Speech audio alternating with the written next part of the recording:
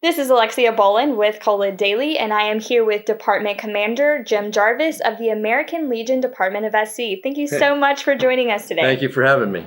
So you have a big event coming up this weekend. It's a 3-day event to help veterans. Can you tell us a little bit about what's going on this weekend? Veterans have an issue with getting through the VA system, and that's a very difficult system to navigate. So what we decided to do was, we saw this in North Carolina at a smaller scale, in Cary in Wilmington, and a friend of mine, well, he was the commander last year, we looked at each other and said, we need to bring it to South Carolina. So we started back in June planning this event, and the goal was to get as many veterans in the state of South Carolina. There's over 450,000 in this state.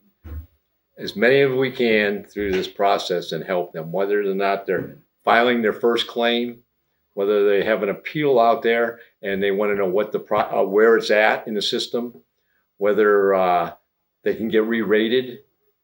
Do they have enough information? Have they been in the system long enough that, oh, hey, maybe we can re-rate these people? Now, number-wise, we have no idea what we're up against, but we're gonna handle every veteran that comes in on Thursday, Friday, and Saturday. We have, for instance, Humana has a section of the Humana that's for veterans. They'll have a table here and they'll be able to explain it. Red Cross, and I never knew this until last year, they have a faction that takes care of veterans. So we have them here, brain injuries, that kind of stuff. And the service organizations that are participating in this also have tables here. But the PACT Act is going to be a big question. People are going to have all kinds of questions on that one. And people that would not normally come will come because they're trying to figure out whether they're eligible or what the PACT Act could do for them. So we're prepared to handle the PACT Act. And why is it so important to you and everyone else to help veterans with all that you're doing through this event over the next 3 days? Feels good. I mean, I'm a veteran. My wife's a veteran. My child claims she's a veteran, but she says she worked harder than I did. But they need help. And I needed something to do. So 20 years ago, I started this process. Once I retired from the military, I said, hey, I got to do something. My wife said I had to get out of the house. So I got involved with this, and it's just been growing ever since. They need help. And there's a lot of them out there that need that, especially the older ones. We're losing so many World War II ones, but we still have some. And we still have some Korean ones, and we still have a lot of Vietnam ones. So there's enough out there to keep us all busy.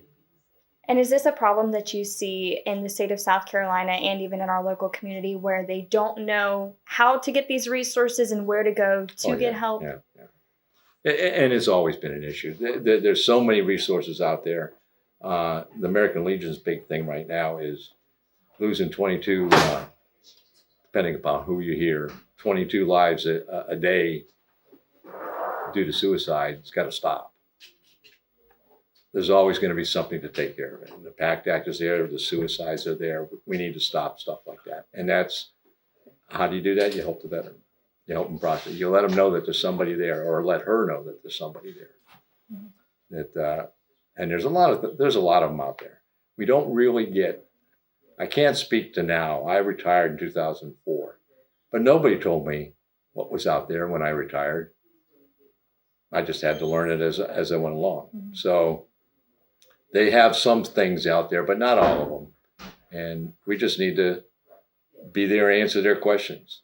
And, you know, I don't know all the answers, but I know who to contact if they do ask me.